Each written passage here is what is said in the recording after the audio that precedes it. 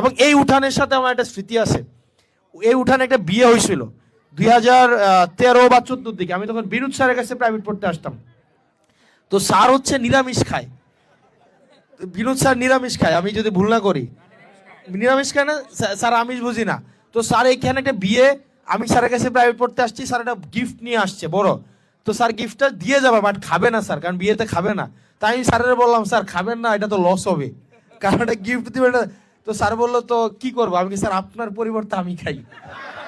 পরে পরে স্যার হচ্ছে আমারে এদিক দিয়ে এখানে প্যান্ডেল করছিল, আমাকে এখানে বসাই দিয়ে আমি খাইছি, স্যার গিফটটা দিছে, আমার খাওয়া শেষ হয়েছে, স্যার আবার বাসায় নিয়ে গেছে। আমরা সকালে স্যারের কাছে প্রাইভেট পড়তে যেতাম ফজরের পরে।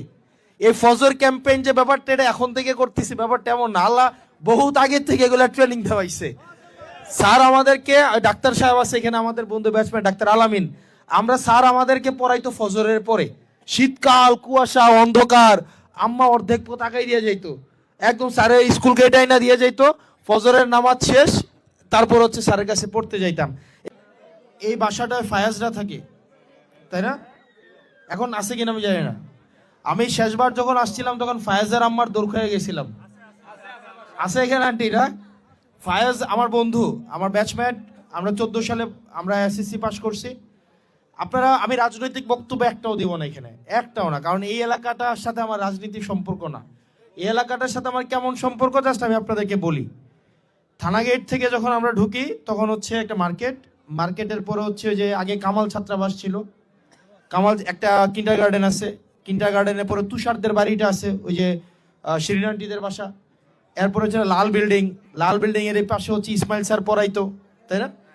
এরপরে একটু পারে আইসা হচ্ছে মোড়ের মধ্যে একটা পুকুর, সদাগর সাহেবের বাড়ি। এরপরে হচ্ছে বিল্ডিংটা 2 তলার মধ্যে ওই যে আমাদের বন্ধু সুমনরা থাকতো। এরপরে মোড়ের মধ্যে আসলে হচ্ছে বিনোদ স্যারের বাসা। এরপরে আসলে হচ্ছে এটা হচ্ছে মির্জা আঙ্কেলের বাসা, মির্জার চাচার বাসা, মানে আমার বন্ধু মির্জা সাইকেলের চাচার বাসা। এটা হচ্ছে ফায়েজদের বাসা, এটা হচ্ছে বিকাশদার দোকান। একটা একটা দেখেন, একটা দোকান মানে একটা বাড়ি, এখানে একটা বাড়িও নাই যে বাড়িগুলাকে মানে আমরা এইগুলা দেখে দেখে আমরা বড় হয়েছি। মানে আরো যদি যাইতে থাকে একদম শান্তি রোডের মাথায় গিয়ে শেষ হবে। আমরা স্কুলটা পালাইতে এদিক দিয়ে আসতাম, আবার এদিক দিয়ে স্কুলে যাওয়ার সময় আবার এদিক দিয়ে যাইতাম। তো তার মানে হচ্ছে এই রাস্তাটার সাথে আমাদের যোগাযোগ, বা এই রাস্তাটায় দেবিদ্বারে যারা ছিল এই রাস্তাটা দিয়ে বেড়ে উঠছে, রাস্তা দিয়ে বেড়ে উঠছে না? আপনাদের সাথে কি আমার রাজনৈতিক সম্পর্ক? আমার মনে হয় এই প্রথম আপনাদের কাছে হয়তো এটা ফিল হয়, একটা অরাজনৈতিক ছেলে এবার এমপি ইলেকশন করতেছে, যে এই রাস্তা দিয়ে তার শৈশব কাটাইছে, যার রাস্তা দিয়ে এই কৈশোর কাটাইছে, এবং এই রাস্তার সাথে এই শান্তি রোডের সাথে যার একটা আন্তরিকতার সম্পর্ক, হৃদ্যতার সম্পর্ক, তাই না? এবং এই স্কুল থেকে, আমি জানি না দেবিদ্বার থেকে এই স্কুলের আর কেউ এমপি ইলেকশন করছে কিনা, করছে? রিয়াজউদ্দিনের কেউ এমপি ইলেকশন করছে? এই স্কুল প্রতিষ্ঠা হয়েছে 1918 সালে, আর এটা হচ্ছে 2026 সাল। 108 বছরে আমারে অনেকে মাঝে মাঝে কইতো যে মুজাফর সাহেব করছিল, তাই না? আচ্ছা, আমাকে মাঝে মাঝে অনেকে বলতো যে 500 ভোট পাবো না। আমি মাঝে মাঝে বলি আমার ব্যাচই আছে 108টা। আমাদের একটা প্রোগ্রাম হয়েছিল আমার 1968 সালের ব্যাচের সম্পর্কে, দাদা বা কিন্তু বড় ভাই, তো সিনিয়র বড় ভাই। দেখা গেছে কি আমার এমন হয়েছে, উনার নাতি আমার সাথে এখন পড়ে, কিন্তু উনি আমার সিনিয়র বড় ভাই। আমার ব্যাচ যতগুলো আছে, দেবিদ্বার রিয়াজউদ্দিনের যতগুলো ব্যাচ আছে, ওদের কাছে 30,000 ভোট আছে, আছে না? সিনিয়র জুনিয়র মিলায় আছে না? আছে কিনা? এবং হচ্ছে আমি এখানে আসছি আপনাদের সন্তান হিসাবে।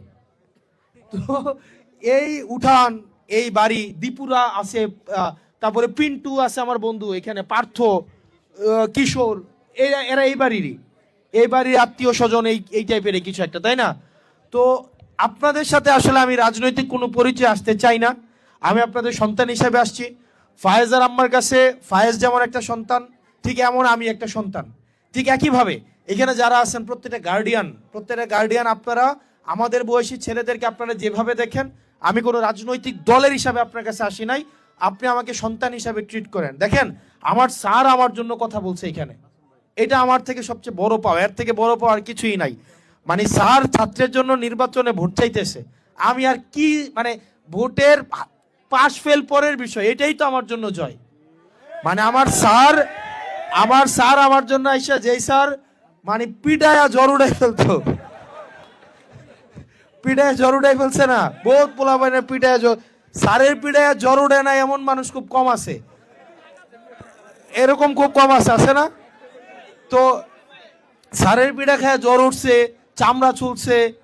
তারপর এখানে আমাদের ওসিউদ্দিন স্যার আছে, স্যার বায়োলজি পড়াইতেন আমাদেরকে, স্যার অনেক সুন্দর হাতের লেখা এবং ভালো ছবি আঁকতেন। আমরা সকালে স্যারের কাছে প্রাইভেট পড়তে যাইতাম ফজরের পরে। এই ফজর ক্যাম্পেইন যে ব্যাপারটা, এটা এখন থেকে করতেছি ব্যাপারটা এমন না, আল্লাহ বহুত আগে থেকে এগুলো ট্রেনিং দেওয়াইছে।